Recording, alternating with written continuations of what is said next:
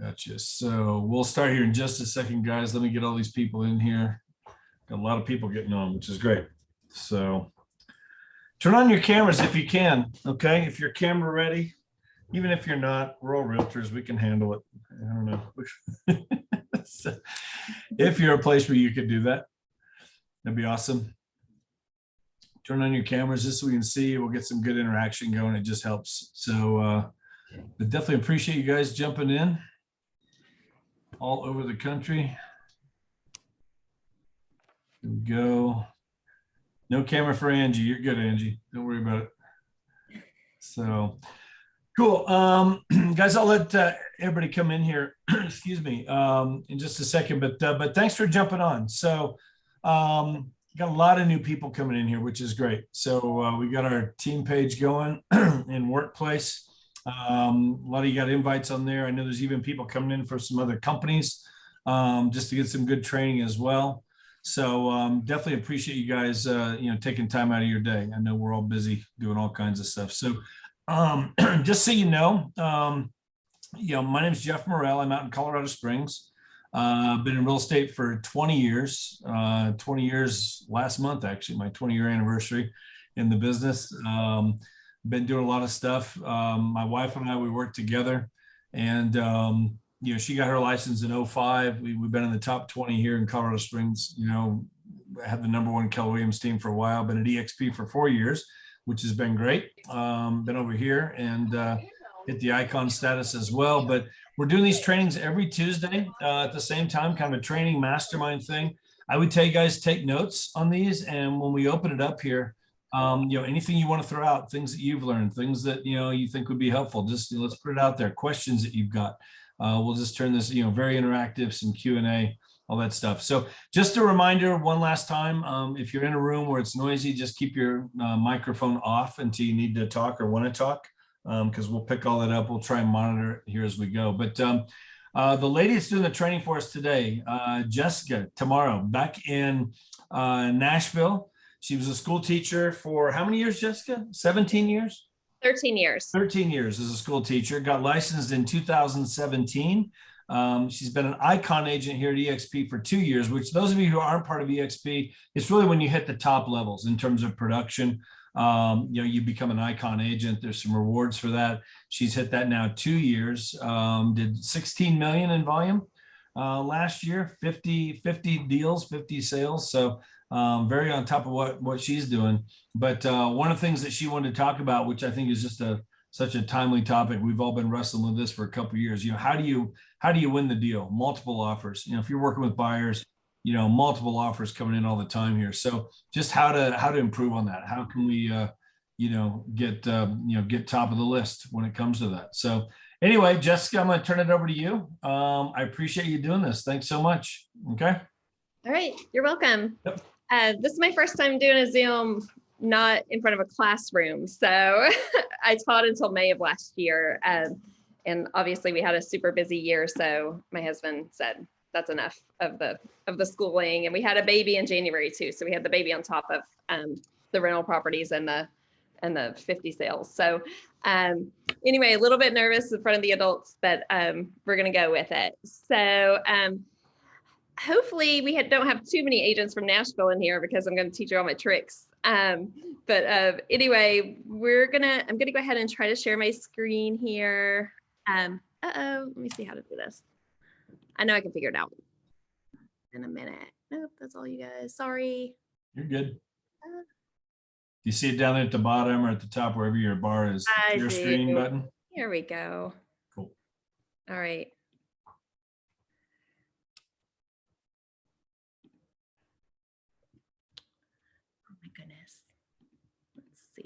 On top of this, in Gatlinburg on my way to Gatlinburg last week, I had to buy a new computer because something happened to mine. So, click the look. Okay.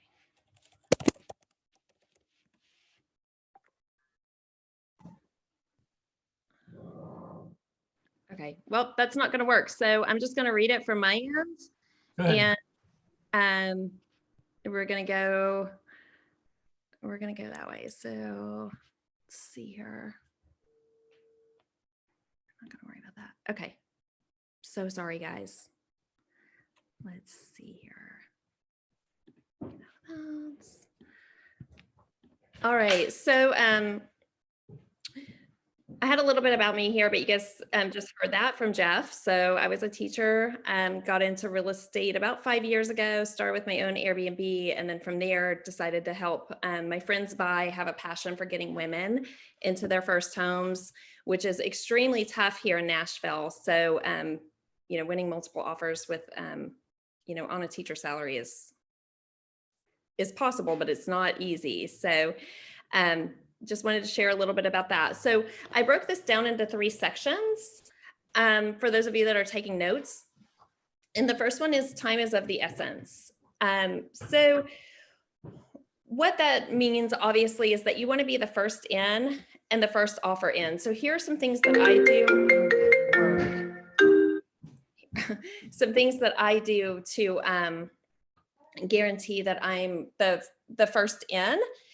And one of those things is obviously that we need to network with other agents. As EXP agents, we should be doing this anyway, but I try to be around other agents as much as I can, and just really get to know them. So they know who I am, they know my story, they know that I'm winning offers, they know that I'm getting deals finished.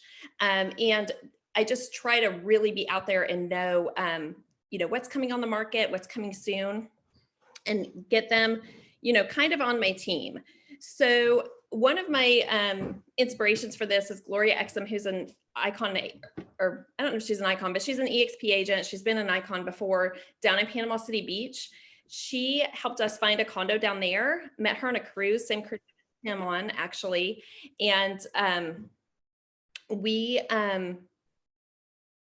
she goes, Panama City Beach, she knows every complex. She goes and she mingles with the people down there. She knows who's about to sell, who's about to die. I mean, she knows everything. So I really took that to heart and try to know my market. So in my neighborhood, if a house goes on the market, even if I don't have a buyer for it, if I have time, I'll go run through it just to know the house. It might come back on the market in 10 years and I can say, oh, I was in this house before. So you really want to tie yourself in with those realtors, which when I became an agent, I didn't understand how important that would be. But when my offers come in now, a lot of these agents know who I am. So I feel like that gives you a little bit of a step up on that. So I think that that's super, super important. And then whenever you call and say, you know, I see that this is hitting the market, can I be the first in? You know, oh, well, no, our first showing's at 8. I was like, can you open it up to 7:30, you know, on the same day? So try to be the first one in if you don't get that first slot as early as possible. Set up auto notifications for all of your leads. This seems like a no-brainer, but especially those that are just looking. I have agents that I brought in that say, you know, when I give them leads, they're like, oh, well, they're just looking. Well, that's what everybody's doing when they start. They're just looking. So you're just looking. Clients are the ones that you really want to coddle and make sure that, you know, they know, hey, whenever you see this, you're the first one to see it. You're seeing it as soon as it hits the MLS. And if you want to see the house, let me know. We'll get that out there as soon as possible. And explaining to your clients what to expect. So here's some things I tell my clients. In this market, we strive to be the first in the door. And sometimes I tell my clients, I leave my house before I finish reading the MLS description. Like, I'm texting you, this one just came on the market. It's in the area you're looking for. Let me know if you like it. And, you know, I'll call my husband and ask him what the MLS says about it on my way. It's moving that quickly. I also explained that they must be ready to make their largest financial purchase in about 20 minutes. Again, that's the market right now. And if it's their first home, they need to be prepared for how quickly things move and how quickly they need to make decisions. Also explain right now that every house is an auction and that the asking price is the starting. It just gets me so sad.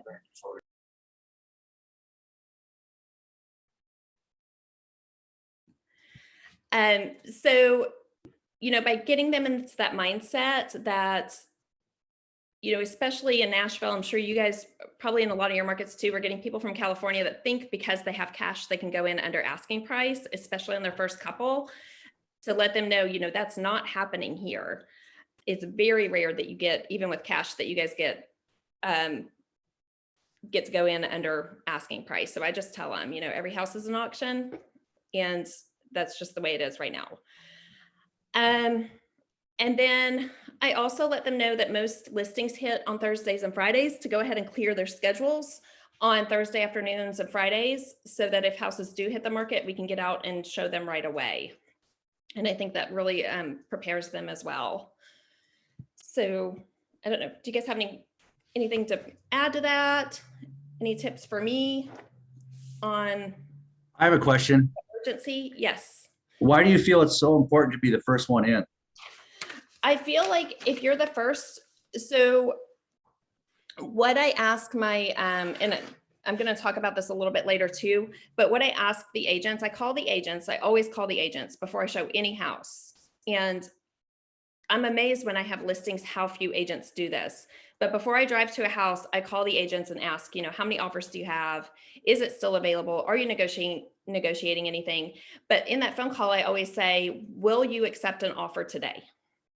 Will your sellers accept an offer today? And sometimes they say, no, they won't. And I said, well, it's not your choice. Can you ask your sellers, will they accept a strong or an impressive offer today? Sometimes I say a mind-blowing offer, depending on how much over I know that my clients can go. And I try to get that information first, because if I can get them to commit to accepting an offer that day, then we can be the first offer in, and we're not competing. So I think it's important to be first, because you have less competition if they're considering offers. Okay, sounds good. Thanks. Yeah, you're welcome. Any other questions? Comments? All right. The next point I wanted to talk about is communication. I think communication is as important as the time. Hey, Jessica, Yes. I'm sorry to interrupt. I just want to ask. He was asking why you would be the first to show it. There's some psychology there. I'm sure there's benefit to your buyer getting in before others, and then they have a little bit more time to really prepare for a high offer instead of coming in at the end. Did you have any other thoughts? I'm taking notes while you're talking, and I know there's a value in getting in fast, right? Because if you don't show up at the end of the day, you might lose the house anyway, right? There's other reasons. Anything else you can expand on that? I mean, I haven't done any of the research or statistics or anything like that. I just know for me personally, when we're the first in or within the first couple hours in, we have a higher chance of, it seems like in my experience, that we have a greater chance to win that offer. Also, if you're the first person calling that agent about the house, they're more likely to remember you. Once they're getting 15 or 20 agents trying to get them on the phone to chat them up, they're exhausted. No, you're exactly right. Being first in gives you don't have a worn out agent, because I can tell you after day two, they don't want to talk to anyone. So it's a good idea. Great. Okay. So along those lines, communication is the second thing that I wanted to talk about, and that comes with picking up the phone. So I'm an agent. I love email. I think it's respectful of people's time. I like the trail of it. I prefer email over texting. But when it comes to showing houses for my buyers, I pick up the phone. Like I told you already, I call the agent, and I try to get to know them. I don't know if HomeSnap is in every market, but I use HomeSnap to look up agents. I look up the agents' information on HomeSnap. It shows how many houses they've sold. It shows how much over list price or under list price they've gone for. And you can just click save to phone book right off of HomeSnap. So it just syncs them right to my phone. So then I have their email addresses and everything, and it's super convenient. But I look up every single agent on HomeSnap. And I sometimes, if I have time, I'll look them up on Facebook and just see if we have friends in common, or like what more, where they live and things like that, just to see if I can make some connections with the agent. And then I ask the hard questions, like I said already. Will your seller consider an oppressive offer today? And it's, like I said, sometimes I have to remind them that it's not the agent's choice, it's the seller's choice. With coming soons, and this is a little bit sticky, but with coming soons, we have been submitting sight unseen offers with non-refundable earnest money. So just yesterday, I had a client, they've lost one and they were discouraged, and a house hit the market as a coming soon. I said, go drive by it, make sure that you like where it's at. And I asked them, I said, do you want to go ahead and make an offer before it hits the market? And they said yes. And I explained to them that we probably need to do non-refundable earnest money to make our offer serious. And they did a pass-fail inspection. And when you do these, really look at that coming soon date, because if you can get that inspection period done before the active date, there's really no reason why they wouldn't accept a sight unseen offer unless they just want to go into multiples. So this house was on the market for $350, and my buyers offered $370 to something. They wanted to do a strange number, but that was fine. But then we did a $5,000 non-refundable earnest money after the pass-fail inspection period, and we made that inspection period only 2 days. So they went ahead and called the inspector ahead of time, made sure that they could get there. And the inspection's happening tomorrow, and the septic inspection's also happening tomorrow. So after tomorrow, their earnest money becomes non-refundable. But that's one way to get them, again, to be quick and get them in there, because clear cooperation, they can't show it, right? And well, it's coming soon, but after it's under contract, you can see it. So the offer got accepted, they saw it, they like it, we're moving forward with inspections. And my buyers, of course, are thrilled. So it doesn't always work, but it does work sometimes. So that's just one example of just communication with that agent. And again, remember that the inspection period needs to be quick, and that the house has to be under contract before you look at it. We do the pass-fail inspections. I tell my buyers I don't even really want to write a contract if they're not going to do an inspection. So the pass-fail inspections with no repairs requested is what's happening in our market. I assume it's what's happening in yours too.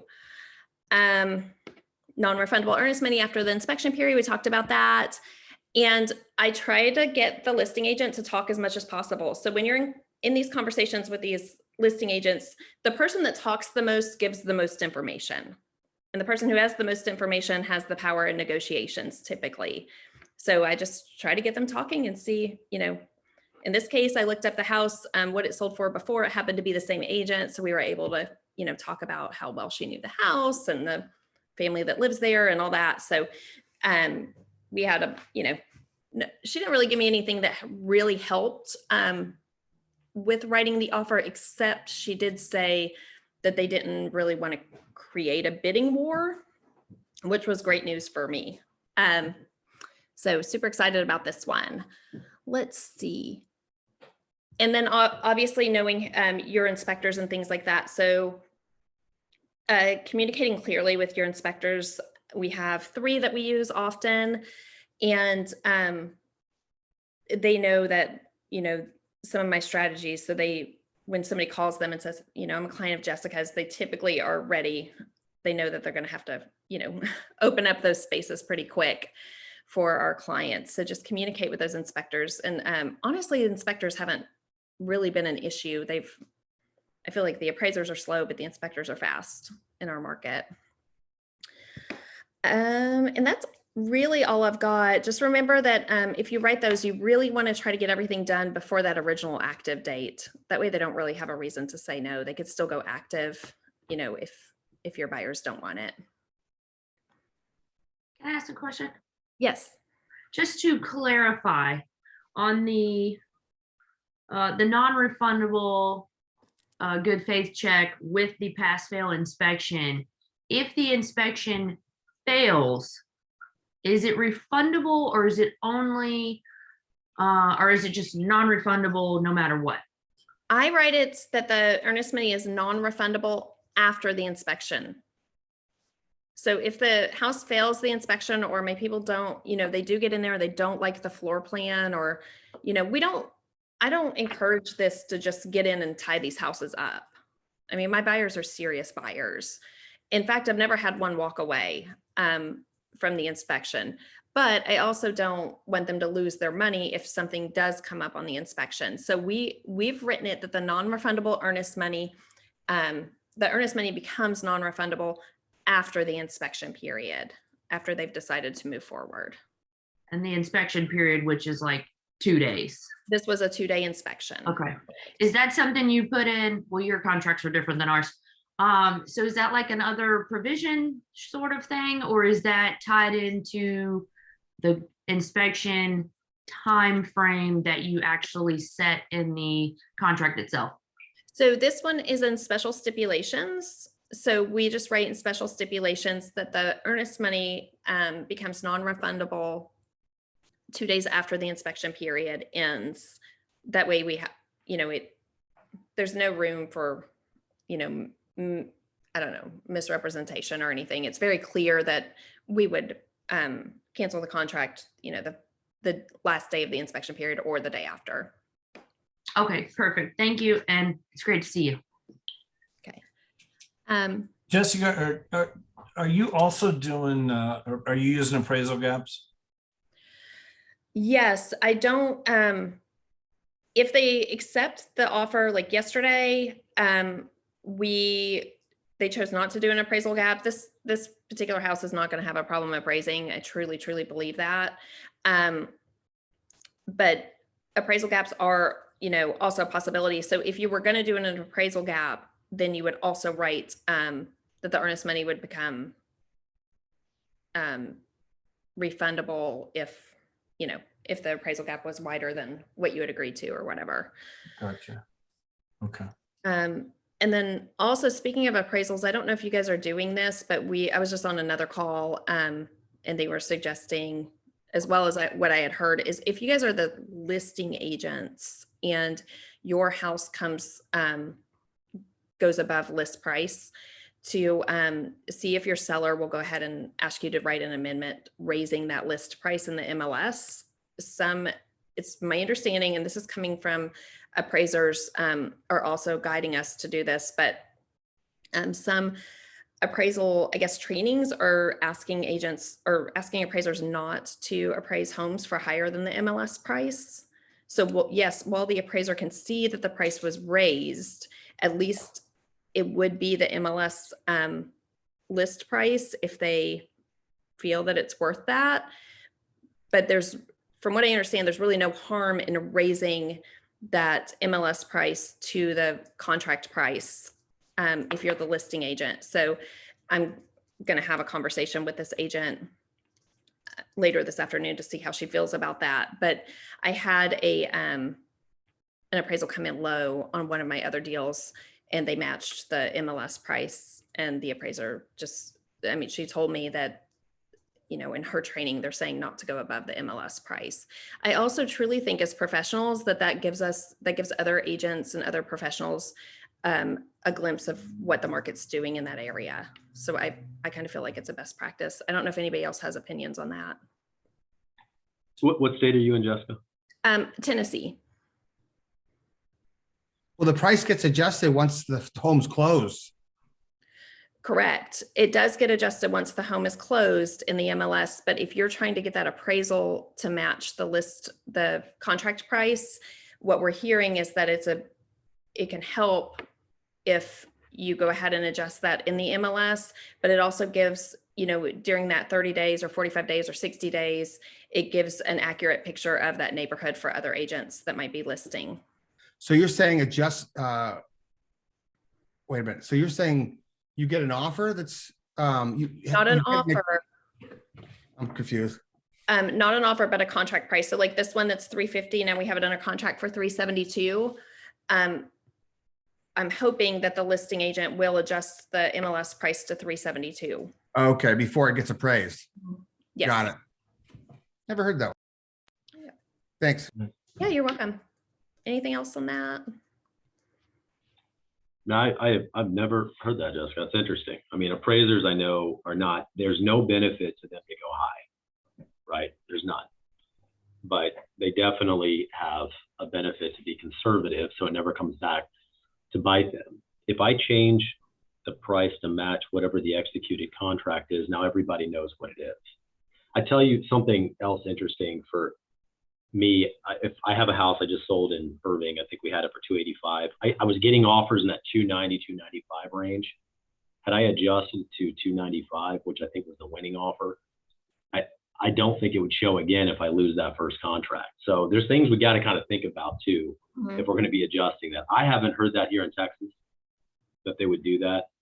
I do have something on option periods, right? I don't get too often into buying homes. Is this a good time, Jeff? Can I share a couple Yeah, thoughts? absolutely. Go ahead, for sure. So in the times that I do get involved, I win. Okay. And Jessica, you nailed a few of the things that I do. I make sure I have a relationship with that agent, and I do try to get in early, and I do not text and I do not email. I can't tell you if I could come up with any basic advice. The ones that stay in contact with me, I sometimes give a little bit of extra. Okay. Cause I mainly sell homes. The ones that are working for their client, they give a little extra. We develop a little bit of rapport. I might give them, for lack of a better term, we don't have it here, but a right of refusal. I said, tell you what we'll do. Here's what I will offer to your buyer. You do this, I'll make it happen. You know, and I've gotten situations like that. You know, I'm different. I don't present all these offers to my sellers. I do a lot of things different. I present offers that are actually workable, because I have sellers that sell 3-4 houses a month, right? They don't want to look at every offer. That's nonsense. And buyer agents just have to understand, like, you've got to make something competitive. But I'll give one note on, and this is going to make you think a little bit on the inspection period. If you do get to see the home, I've gotten to the point, if I know I'm going to try to make a deal happen, I'll waive that inspection period. And I'll tell you how you stomach this, right? It's all about buyer peace of mind. In all the homes that I've sold, if outside of obvious issues, you know, foundation, roof, HVAC's out, things like that, that are catastrophic, that are incredibly expensive, I generally am not more than $3,000 to $5,000 in maintenance. Okay. So I would almost, in most cases, instead of going 20,000 over, it would almost be better to go 15 over and cut that string right away. Do you follow me? Because I know what my exposure is for my buyer. And I know that I don't have to put everything out just to win the home. I can save them on the purchase, but you know, sellers want two things. They want peace of mind at closing, and they want the highest net. And sometimes they'll reduce some of that net in order to get that peace of mind. If I cut that string, that means we're not negotiating anymore. Let's move to closing. Now I'll give you the hypothetical. Oh my gosh, this roof is out. You can inspect it too, by the way. You can still inspect the home. I still recommend you inspect the home, right? It's the same thing as your pass fail deed. Still inspect it. But now we have a picture of what the home is about. If that roof is shot and needs to be replaced, then believe it or not, I will still try to negotiate that roof. And it's in the seller's interest to try to work with us, because they're now going to have to deal with it. So I still have a kind of a little bit of protection in the event something bad does happen, and I have successfully negotiated on that. Now, I can't ask for the whole roof and pay nothing, but I can at least get them to give me some type of consideration. I've done that as well. So it's a no option contract. We're going to move to close. We're still going to inspect just to verify. And I did this in a house in Georgetown. I did this house in San Antonio, and I won both homes, and we still inspected. And both of them, just what I told you, $3,000 to $5,000 of exposure, and they didn't have to go, you know, 20, 30,000 over to win it. So just a few thoughts there. Hope that helps. That's awesome. Absolutely. And on those pass fail inspections, we just did one recently that had, it was in Nashville. It's one of the 3-story ones with a rooftop, a city view rooftop. And the inspection showed that the top floor, those flat rooftops are horrific a lot of times. So that top floor door was leaking, and there was the hardwoods were discolored, and we had brought that up on the initial viewing of this, and they said, oh, that's been repaired. And we noticed on the door there looked like there had been 2 or 3 different sealants on the door over time. And but the inspection showed that there was moisture in the ceiling below. So what I did is I told the listing agent, you know, this was a pass fail inspection, but we have a water issue and it's going to get worse before our final walkthrough. And his sellers had said, we're not changing a light bulb, we're not doing anything. And I said, you know, with the water issue, why don't you just do an insurance claim? And so that's what they chose to do. And I've had to do that before on a roof, and the current buyers increased their contract price enough to cover the deductible for the roof, but they got a new roof. So, you know, even though they're pass fail inspections, if there's major issues and you have a willing buyer and a willing seller, sometimes you can work things out like that. But remember that you do have that option if it's major, because now not only is the door fixed, they got new flooring, they've got, you know, it was checked for mold, and they put a storm door on there, and they fixed the flooring so that the slope is different on that rooftop. So I don't know how much that insurance claim was, but I know that the house is, you know, now my buyer has a lot more confidence too. And the company that did the work was ProCare, who does a lot of this restoration stuff. So they have the guarantee on the work. So it's really a win-win for everybody in that case. So even though it's a pass fail inspection, it doesn't mean that's the end of the contract if something major comes up. Cool. I just had a pass fail inspection that the sellers ended up paying $26,000 in crawl space repairs after the fact. So it does work. It does work. And also you can use the, you know, now you have to disclose this. So a lot of times they will, you know, I don't try to, you know, trick anybody or anything, but if it's a water issue that is going to get worse before the final walkthrough, then they need to take care of it. Aaron, Yes, sir. there you go. How you doing, man? Good, are you? I'm good. So would you mind sharing real quick? 'Cause it's good to see you on here. I know you're busy. Just so you guys know, Aaron Ken down in Dallas, he was top 50 Keller Williams in the world. Now over here at EXP, he had his own brokerage. There you go. Still got a team and stuff. With all the buyers that you work with your guys, is there anything that you want to throw out that you would add? Is there anything you guys are doing in terms of helping this issue right here? Because we're all competing so much right now, you know? Yeah, a lot of them have already been said, you know. Sure. I agree 100% with Sean. You know, you have to try to make that personal relationship with that agent. Now, a lot of our agents, especially the younger and newer agents, 61% of our license holders in DFW have their license less than 3 years. Wow. I find those guys are much harder to get a hold of. They are, you know, but I text them, hey, call me. That's all I put in my text. I don't say who I am, what it is. I did call me. So this is when they're bringing you an offer? Is that the No, deal? this is when I'm bringing them an offer. You're bringing them an offer. Okay, you got the buyer. I haven't sent it yet. Yeah, Okay. call me, and then I try to analyze what their seller is really needing, how many offers are they holding, you know, all of that. The more information I can get from them, the better. I even push for things like price and stuff you're not supposed to reveal, but because some of them are stupid enough to reveal it. And then it just puts my buyer in a better position. On the buyer side, same thing with Sean, we're removing a lot of anything that we can remove from the seller side of the ledger, we do. So we pay for the title policy. We don't ask for home warranties. We can negotiate that stuff later if we really want it. Plus, like Jessica was just saying on the roof or inspections where they come back and it's got something detrimental, like, hey, you can't get insurance if you don't have a new roof on this house. That's going to be for any buyer, whether it's my buyer, your buyer, and we didn't have an option period, we can go back and renegotiate that roof. That is not a problem because you need to have that unless you're in a property, you know, where it's an investment and we know the roof's shot anyways and it's all cash. That's totally different story. But if it's with a loan, I don't see that that's any issue. Plus, there's several outs in Texas. There's so many outs for a buyer in the contract. Delivery of HOA. So a lot of times people put 10 or 15 days delivery HOA.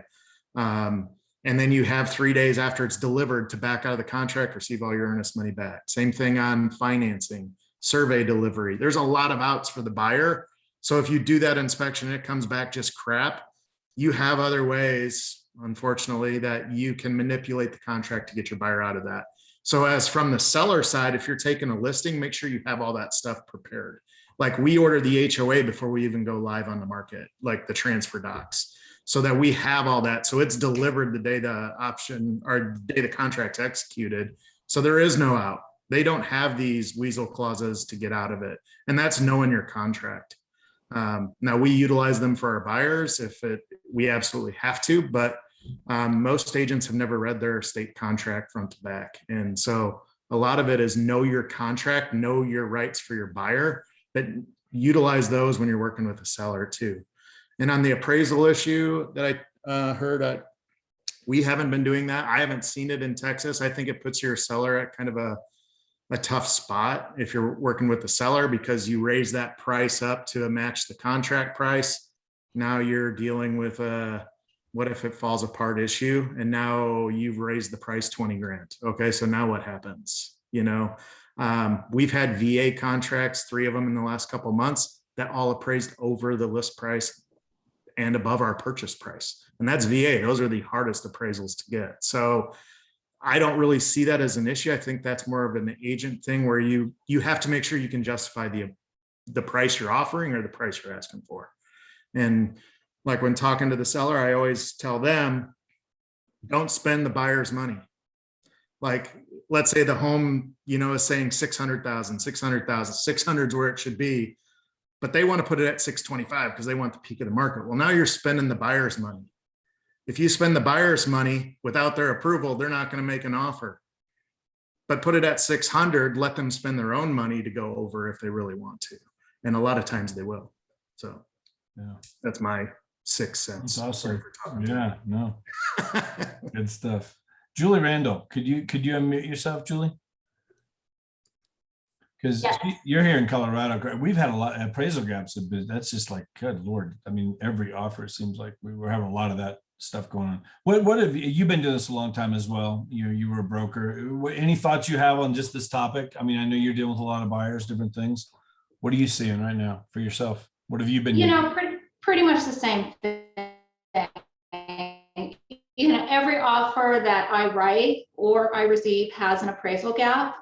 I've been hearing people are putting unlimited appraisal gaps. I've not received an offer with that, nor have I written one with that. Yeah.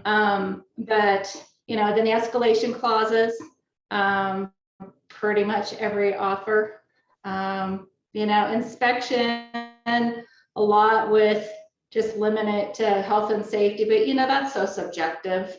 Yeah. Everyone has a different interpretation of that. So, but yeah, every offer I'm writing, it has an appraisal gap, and it's just crazy. I mean, we're losing cash offers, way over list price, and still losing. So it's really challenging here. Yeah. I think, and again, I think what Aaron said, the easier you can make it on the seller, I mean, the more likely they'll take a $10,000 hit if they just know they can get through this without having just all these different hoops to jump through. The sweeter you can make it for them. Would you agree with that, Aaron? I mean, just make it as easy as possible for them. Yeah, take away all their expense and make it simple. Yeah. Like Sean says, he's removing everything. He's removing all the contingencies, all the inspections. We call it an option period here, but remove as much as you can from the seller's plate so they don't have to make any decisions on the little stuff, right? I don't want little $500,000 things to get in the way of my buyer buying the house. And the way we phrase it to the buyer is, back in the day, 5-10 years ago, our job as a real estate agent was to save you as much money on the home as possible and negotiate the heck out of it and get you the cheapest price. Right. Today, my job is different. My job is to get you the home at a price that you're comfortable with, period. right? And because we're going to be competing with 5, 10, 15, 20 different buyers. Like we had one that we put under contract yesterday. We had 37 offers on it in a weekend. You know, so how does that seller make a decision? Right? I was the listing agent. We made the decision. First, it went to, like Sean said, net. Second thing was what buyer was most likely to close. You know, so where's their financing? Is it somebody that's local? That's something to keep in mind. Like we get people that, oh, they're moving here from California. They got a California lender that's licensed in Texas. We try to redirect them to get a lender here in Texas, because I know looking at a contract, hey, it's Joe Blow, the lender in California. He knows nothing about our area. He's going to place the appraisal with some appraisal company in Garland, which is an hour and a half from here, to appraise a property here. He knows nothing about the market here, right? So if I can get a local lender, they know if a local appraiser has been assigned, because they can always ask for a new appraiser.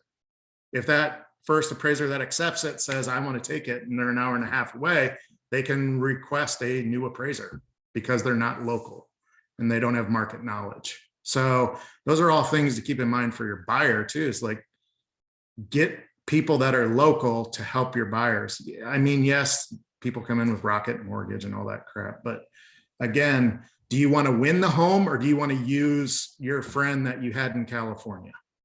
Because if you want to go through this 5 or 10 times, we're willing to do it, but you're going to have some pain. Yeah. Yeah. And sometimes it takes pain, you know, for some of them to figure it out.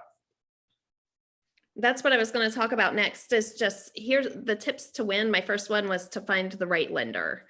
I'm not a fan of using one lender at all. I try to meet with a lender a month. And I have lenders here in town. I can tell you who's doing jumbos, who I would use for a jumbo, who I would use for dirt, who I would use. They're all over the place, but I have 2 lenders here in Nashville. And if you're in Nashville, write these down, that are doing 0%, no PMI, conventional loans. So none of my buyers are FHA buyers. If somebody comes in, they're FHA buyer with Rocket, I introduce them to my 2 local lenders. In Nashville, it's Ascend Federal Credit Union. If you guys don't know your credit unions, call them today and meet with somebody from your local credit union and find out what programs they're doing. Because they're, like I said, 0%, no PMI conventional loans. Our credit union's actually doing 102% loan. So what little money they do have, they can use for an appraisal gap if they need it. And that's in Nashville, it's Tanya Jackson that I deal with at Ascend. And then Bancorp South, which is, I don't know if they're in Texas or not, but Bancorp South, which is in, Tennessee, Florida, several of the southern states, they also have a 0% no PMI conventional loan. And I just had a girl that was pre-approved with Rocket, and it saved her like $8,100 to switch over. And she got a percent lower on her interest rate, a full percent. So it's amazing for her. So get to know those local lenders in your market and use those. And you can use those if you're on the listing side too. Had a great offer that was FHA, and just talked to that listing agent and said, hey, I need something better than, my sellers want something better than a Rocket mortgage letter. And they switched over to one of our lenders, and the deal closed and everybody was happy. So the lenders are super, super important, but I just always caution people about just having that one preferred lender. Because a lot of your local, your traditional brokers, they have to fit everything into a box, and your local banks can sometimes go outside of that, do some creative stuff. So speaking of creative options, find out which banks in your area are doing the cash purchases for your buyers. I think AmeriFirst is doing them. Ribbon Homes truly is 2%. They say it's 1%, but it's truly 2% that they're going to charge. If they're doing the appraisal gap insurance is another percentage, but Ribbon Homes is not in every market, but it's in most of the major markets, and they'll work with any lender pretty much. So, and then what they do is they come in, you send over your pre-approval for your buyer, and give them your buyer's email address, and they register your buyer as a Ribbon buyer. And then they'll allow you to write cash offers on the houses. So they do charge 1% if the loan still goes through. So it's basically like a guarantee. So your buyer still goes through with their financing as planned. And if they close, then Ribbon charges them 1%, but they also offer a 1% appraisal gap insurance option. So, you know, they'll cover that appraisal gap basically, but they charge the buyer for that insurance. So, you know, it's super easy to register for that. There's no class that you have to take or anything. You just go onto Ribbon Home and register, make sure they're in your area and register for that. But that can give your buyers an option to be a cash buyer. And if you do have those cash buyers, but they don't really want to use Ribbon, they don't have to. They do if that cash offer is accepted. But I've written 2 offers for the same buyer before on a purchase, and the cash offer was lower, and the financing, you know, the finance traditional offer where they didn't have to pay Ribbon was a little bit higher. And in my experience, I've done it twice where they chose the traditional offer rather than the Ribbon offer, just because they felt like my buyer was so solid. And I communicated all of that with the agent on the phone and said, hey, we are qualified through Ribbon. We'd rather not use it, but I want you to know that, you know, we can go either way, but it's going to cost my buyer more to go with Ribbon, and we'd rather give that to your seller. So just, you know, a little tip there. What were you talking about, the Ribbon charging the buyer for the appraisal gap? Yeah, so Ribbon now does an appraisal insurance. So basically what you do is you pay Ribbon 1%. Yeah, I've used Ribbon a bunch of times, so I'm trying to figure out if they've changed something. They have, it's new. It's very, very new. So they'll cover the appraisal gap up until, you know, they still give you what they'll pay for the house. But like on one recently, the house was listed at 350 and Ribbon said that they would give up to 377, which I thought was awesome. But they wanted $3,770 up front. You have to choose up front, obviously, Yep. because an insurance that they're saying, you know, if it doesn't appraise at 377, you know, if it only appraised at 350, they would cover that entire $27,000.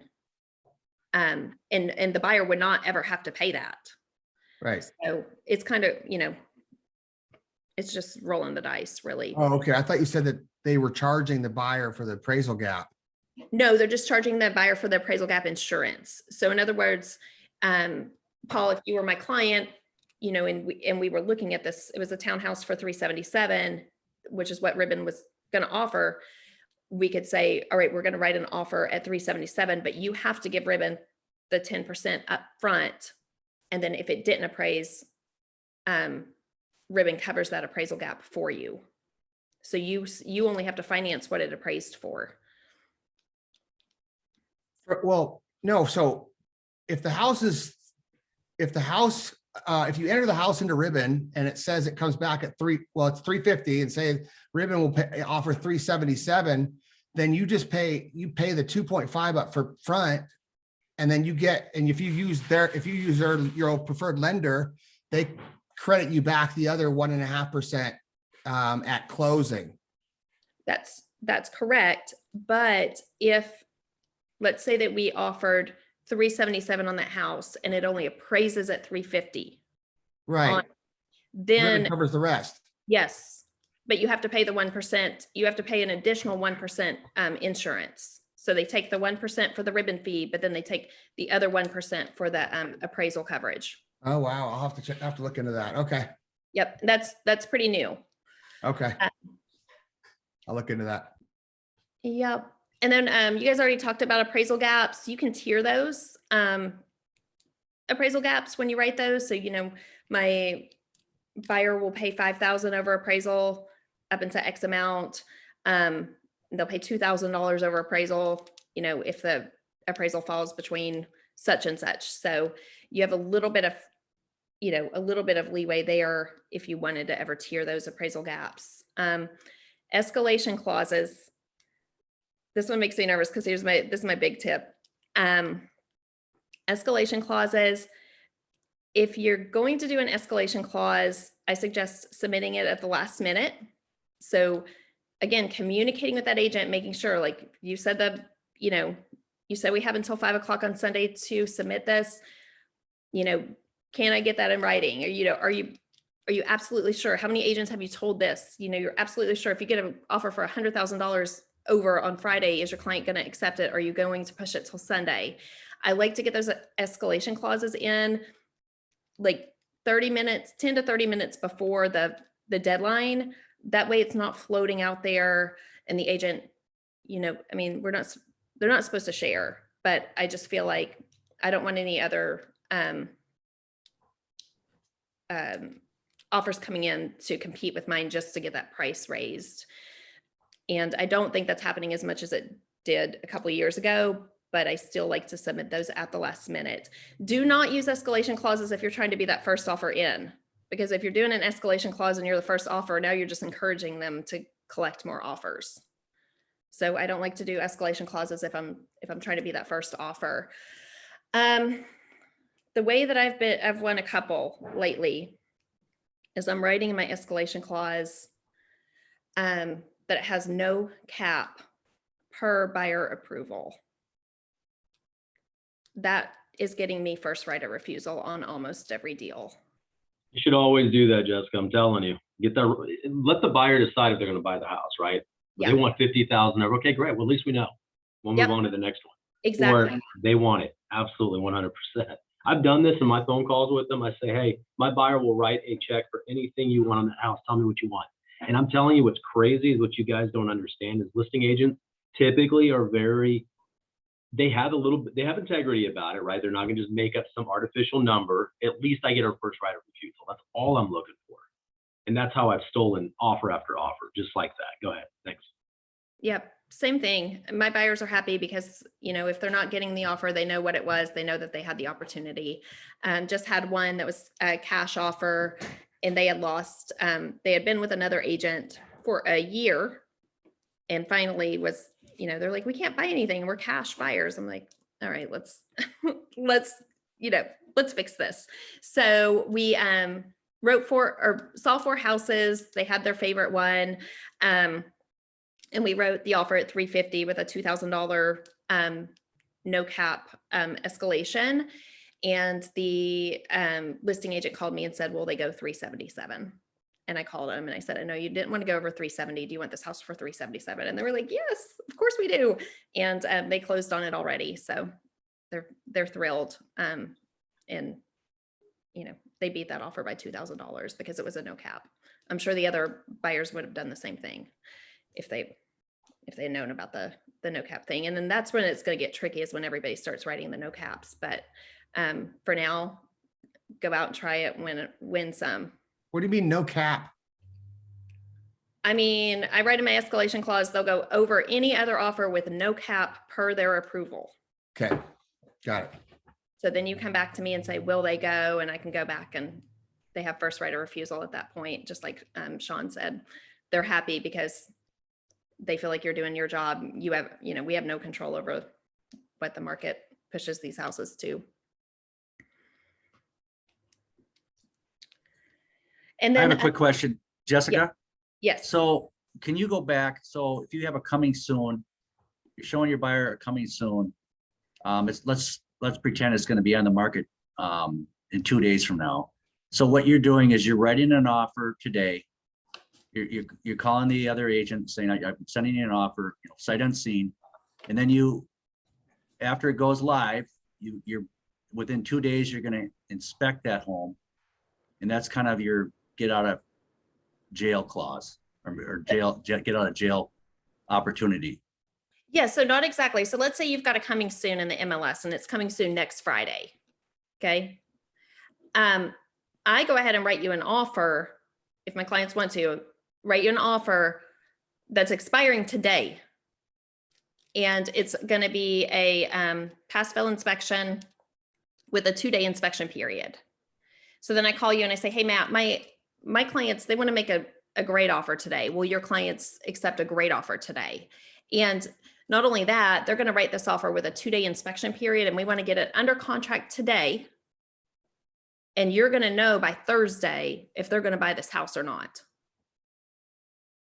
So because after it's under contract, they can see it. They can't see it right now while it's coming soon, but when it's under contract, they can go in and see it, and they can go ahead and get the inspections done. So, you know, will your sellers consider a great offer today before it hits the market, 2-day inspection period? If anything goes strange in the inspection period, goes south in the inspection period, you can go ahead and market it again for coming soon for a whole nother week. So we can't see a property when it's coming soon here in Minnesota. Correct. We can't either, but you can Okay. see it after it's under contract, Right. And you can make an Okay. offer. and you can make an offer, Okay. and they can accept that offer. All I've right. also- Got it. I've also been doing, writing offers, you know, saying the same thing. Hey, we have a great offer we'd love to send over. You know, basically all we want to do is just have it contingent on us seeing it. Once you accept the offer, put it under contract, we could see it that same day or next day, which has worked several times. Yeah, I haven't even thought about that, but that's a great idea, because then you could say, you know, let's go ahead and get this thing under contract, and we'll know in 2 hours if they're not interested. It's worked a bunch of times. I like it. Thanks. Very cool. Tim, did you had your hand up? I don't know if that was from earlier. I'm sorry. Did you have a couple comments, thoughts? Yeah, I do. I had 3, but Jessica's already covered the escalation clause. That was one of them. Okay. And everybody, we're all in different states. Just remember, check with your broker on any of this, on whether the specific thing we're talking about is legal. But ask the listing agent to show you their very best offer that they have in hand. And their first reaction was, I can't do that. I had this exact same scenario. I said, oh, but you can with your seller's approval. So go to your seller, ask them if I can see the very best offer you have and show it to me, because we want to better it. And it's not about them being stupid. It's about them being educated that they have the right to do that if they have their seller's permission. So that was one thing. And then the second thing, and this is obvious, we've done this for years, and it doesn't work every time, but if you're first in, write an offer with a really, really short time frame. If it's the weekend and you've talked to that agent before you went to show it, one of your questions should be, how fast can your sellers respond to an offer? Will they respond to an offer in an hour? Write your best offer, put all those clauses in you want, but give them an hour to decide. Because many sellers, we don't know their personalities. Oh my gosh, well, they gave us something more than we were asking. Yeah, we'll take that. And their agent, if the agent's doing their job, ought to just shut up and let them take it. They can also say, yeah, well, you should wait because we maybe get more. But a lot of agents will just say, yeah, that's a great offer. You know, a lot of times we give our opinion as agents when we're not asked for our opinion, and that can screw some deals too sometimes. So just those couple little tidbits. Great points. Yeah, that's awesome. The last thing that I wanted to cover is the cover letters. So you guys can do a cover letter with your offer that has the highlights. So let's say the one yesterday, I didn't do an appraisal gap. So I didn't put an appraisal gap in my cover letter, but I did put, you know, the pass fail inspection, and I always put on there that you're working with an experienced agent. You know, we closed, and if you're a new agent, use your upline and just put, we closed, you know, 150 deals last year. It doesn't matter if it's your first deal. If you're saying we, use your upline in that, or, you know, somebody else. And write in that cover letter all of the points, and add things in that don't really matter. I mean, if there's an old play set back there, you know, put, oh, we'll remove the play set for free. I mean, it doesn't matter, right? Anybody's going to do that moves in there, but highlight that so that you have more bullet points in your cover letter. And that way you're sure to get those seen. Sometimes, especially the escalation clauses, I always write, you know, no cap escalation. And, you know, so even if it's in your special stipulations, you know, write that. And, you know, like in my cover letter, I'll write no cap escalation, but I won't write that it's, you know, per buyer approval. That's in the contract. Right. So you just highlight those important points and make your offer shine. And I do the same thing in the email. So I have a cover letter and I have the email, and the email has all the highlights listed. And, you know, has that ever helped? For sure? I don't know, but it doesn't hurt anything. Definitely. Jessica, going along with that, I put in those two, talking about the agents. I always say, I'm an easy agent to work with, and I will get this to closing. And so, I say all the time, agents make or break deals in a transaction. And so I want them to know that I'm going to be easy to work with, and I'm going to make sure we get this deal to closing. And so I always say that on the front end too. Again, it's just those little things that make your offer possibly stand out above other offers. So if I have an agent saying that to me and everything else is pretty equal, like, that will play in my discussions with my seller. I'll just explain that to them, like, so. Absolutely. And Kathy's the reason I'm at EXP, because she took me to coffee and I came over to EXP almost 4 years ago. But I like to tell my agents too, if I'm having a good conversation with you, then I like to say, hey, when this is over, let's go have beer, wine, or coffee, and celebrate. Now, during that celebration, hopefully we can talk about EXP too, but getting that agent to already feel like, okay, this is going to be a team. I mean, we are all on the same team. I like real estate. The one thing I didn't expect in coming to EXP is a lot like teaching. Like, teachers aren't in competition with each other. We all worked together, for our kids. And I feel like in real estate, I get to work together with other realtors for our clients. And I want to create genuine relationships with agents so that we can continue to do deals together. And so, doing that and going ahead and mentioning on the front end, like, hey, let's celebrate this when this is over. It doesn't hurt anything. Sure. Hey, Jessica, real quick, in the chat, Marcy had asked, being a brand new agent, could you share an example of your cover letter? Like, just So what would be just in general, the wording on that? Just. Oh, yeah. I'm like, here's our offer on, Inglewood Drive, whatever. And here are the highlights of my offer, and just bullet points. It's very simple. Very, very simple. Cool. Does that answer that, Marcy? Yeah. Yeah, I just wanted to make a quick comment. Sure, Lisa. So on my, a lot of my clients are veterans, and one of the things that I have found is a lot of agents are not very educated on VA loans, and sometimes they're a little bit hard to get by. I absolutely love the cover letters. I use them all the time.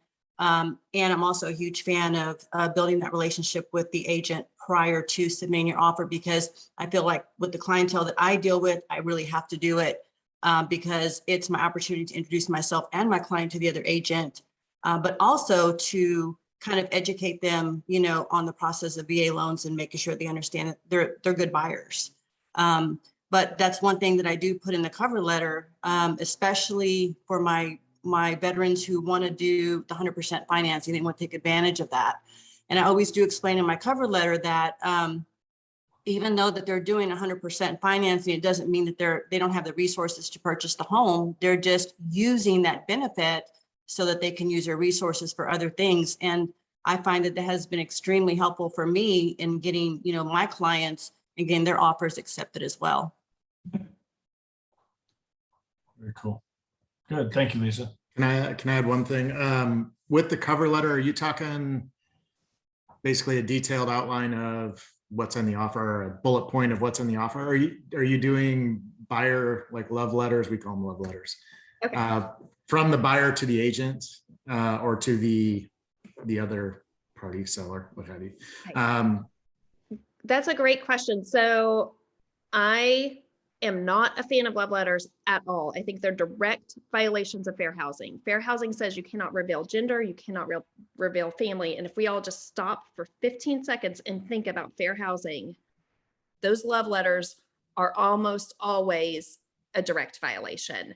Now, as a buyer's agent, there's really no harm in them, but I still don't think it's a best practice. I don't think it's professional. I don't think it's a best practice. I do truly believe they're direct violations of fair housing.